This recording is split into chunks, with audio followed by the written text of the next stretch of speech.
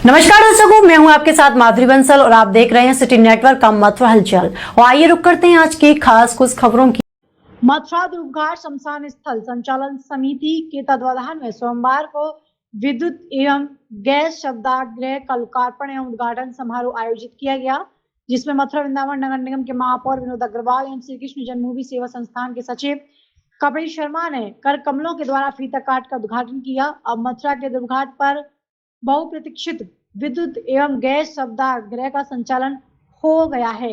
यह परियोजना पर्यावरण संरक्षण एवं यमुना को प्रदूषण मुक्त कर रखने की दिशा में एक बड़ा कदम है। यहाँ शवदाह गृह मथुरा के ध्रुवघाट पर स्थित इसे लगभग 3.5 करोड़ रुपए की लागत से तैयार किया गया है। यह शवदाह गृह बिजली एवं एलपीजी गैस दोनों से संचालित होगा। बिजली न होने पर इसे गैस के चलाया जाएगा। पारंपरिक रूप से लकड़ी से दाह संस्कार 3 से 4 घंटे लगते हैं, जबकि यहाँ एक प्रक्रिया मात्र 45 मिनट से 1 घंटे में पूरी हो जाएगी। इससे न केवल सैकड़ों क्विंटल लकड़ियों की बचत होगी, बल्कि धुएं से होने वाली वायु प्रदूषण एवं यमुना में गिरने वाली राख में भी कमी आएगी।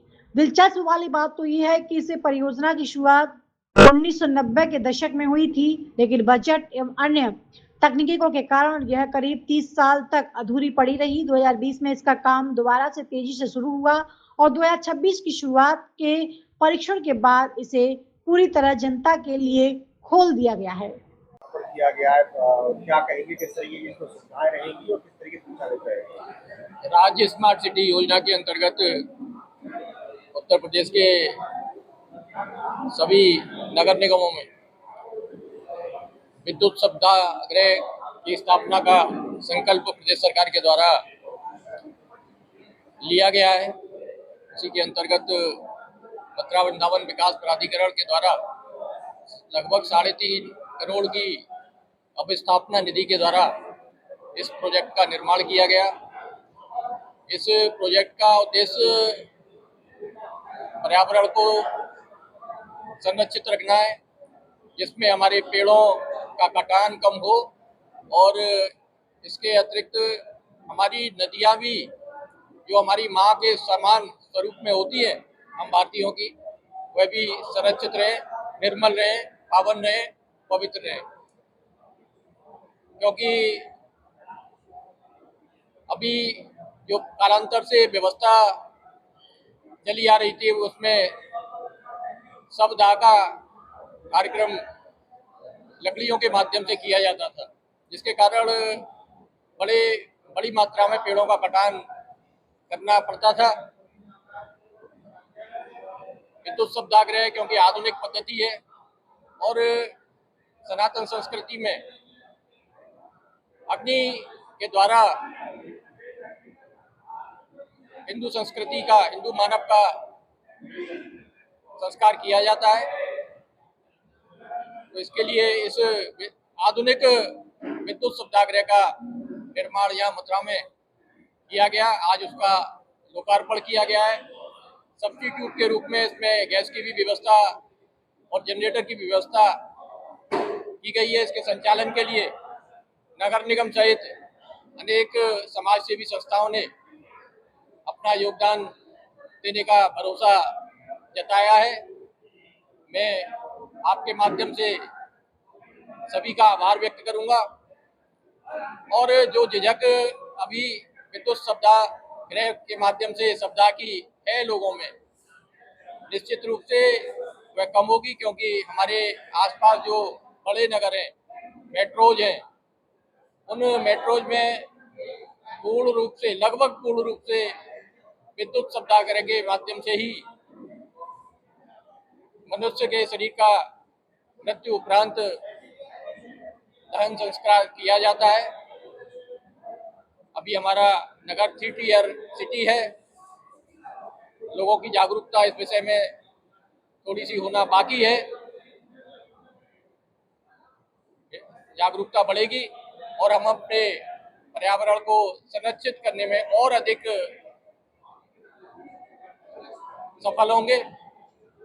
ऐसा मेरा आप सभी के माध्यम से जनता जनार्दन से निवेदन है और आज के इस अवसर पर मथुरा के सब प्रांत नागरिकों सहित आप सभी मीडिया बंधुओं की यहाँ उपस्थिति रही, आप सभी का मैं बहुत बहुत आभार व्यक्त करता हूँ, धन्यवाद व्यक्त करता हूँ। प्रयासों के बाद में एक बार फिर से मथुरा की जनता को विद्युत सुविधा केंद्र का एक सौगात मिली है। किस तरीके से इसका संचालन रहेगा, आम मानस इसका किस तरीके से प्रयोग कर सकता है, उसे क्या लाभ मिलेगा? ऐसा है, इसके पीछे भावना तो यही थी कि पर्यावरण की दृष्टि से वृक्षों का संरक्षण होगा और दूसरा यमुना जी में गंदगी कम जाएगी। लगातार प्रयास के बाद में और लगभग अधिकारी कहते थे कोई बैठक ऐसा नहीं है जिसमें अभी चर्चा नहीं करते यमुना के प्लान की में। कई बार पहले राज्य सरकार ने कोई अनुदान दे दिया लेकिन वो अधूरा रह गया और वो जो है पूरा काम नहीं हो पाया। लेकिन जब नागेंद्र प्रताप जी जो वर्तमान में कमिश्नर हैं, वह जब बीसी के रूप में आए तो उनसे आग्रह किया तो उन्होंने निश्चित रूप से बड़ी रुचि लेकर के और इसको काम को आगे बढ़ाया, प्रस्ताव पास कराया, अवस्था नदी में इसका नक्शा बनवाया, संघ में टेंडर प्रक्रिया करके बिल्डिंग खराब थी उसको अलीगढ़ से उसका जो है जांच करा के तोड़वा के नई बिल्डिंग बनवाई और उन्हीं के परिचित मिस्टर बोस जो है मौजूद हैं, अहमदाबाद की फर्म है, उनसे फिर भट्टी वगैरह का भी कराया।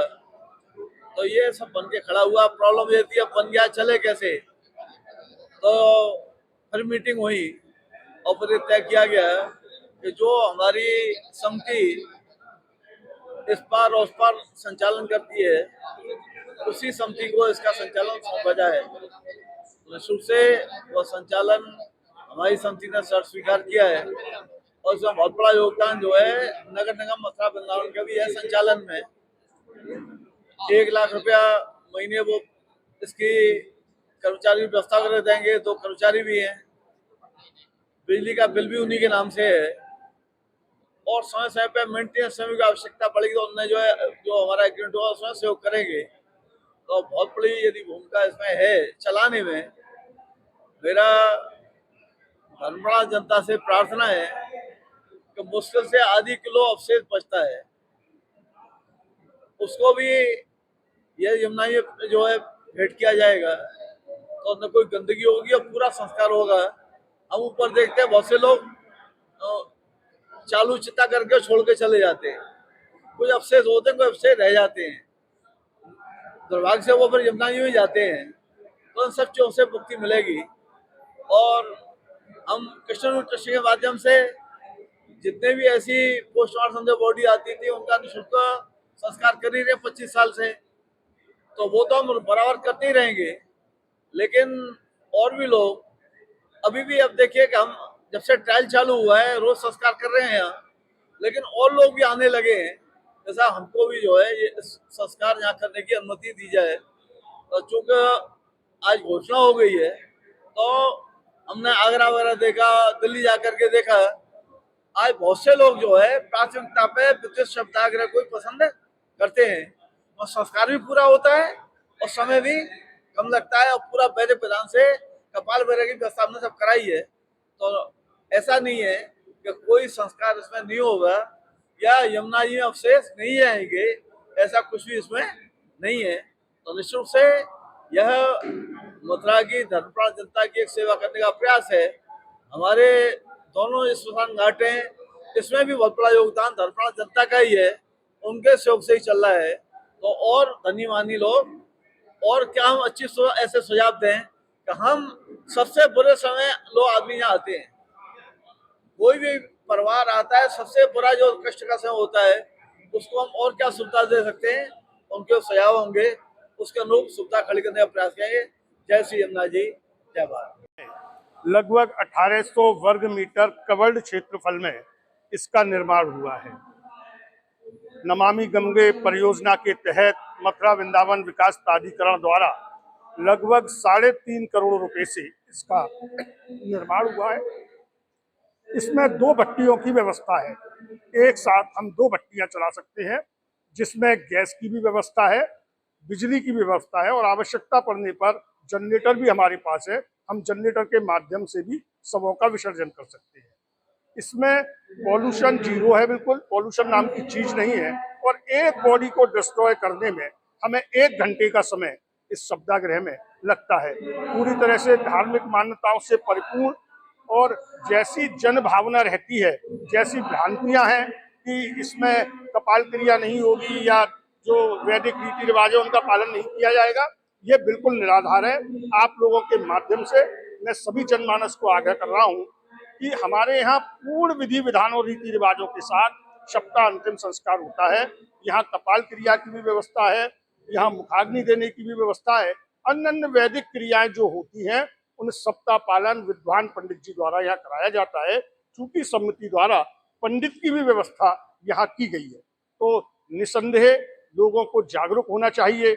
जल बचाने के लिए, वन बचाने के लिए, लकड़ी बचाने के लिए हम सब लोग मिलकर इस अवेयरनेस को, इस जागरूकता को आगे बढ़ाएं कि सभी लोग अगर संभव हो अपने परिचित परिजनों को, अगर ठाकुर जी ना करे ऐसी स्थिति आए तो विद्युत शवदाह में लेकर आएंगे तो निसंदेह हम पर्यावरण का, ठाकुर जी का और अपना, हम लोग तीनों का भला करेंगे। यह मेरी आप सभी लोगों के माध्यम से, सभी जनमानस से अपील है, आग्रह है।